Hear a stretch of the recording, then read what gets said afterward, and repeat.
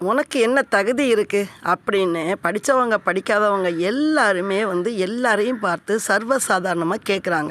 இனிமேல் இந்த மாதிரி கேட்கவே கேட்காதீங்க. எறும்புக்கு கூட மழைக்காலத்துக்கு சேமிக்கணும் அப்படின்ற தகுதி இருக்கத்தாங்க செய். உருவத்தில் சின்னவங்க, படிப்பில் பெரியவங்க சின்னவங்க இப்படியெல்லாம் பார்க்கவே பார்க்காதீங்க.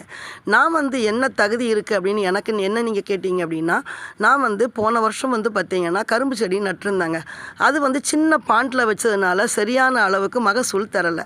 இந்த வருஷம் என்ன பண்ணால் முடிவு பண்ணிட்டேன். பொங்கல் முடித்த உடனே அதில் இருந்த கரும்பு துண்டுகளை எடுத்துகிட்டு கணுக்களை கொண்டு என்ன செஞ்சேன், அழகாக திட்டம் போட்டேன்.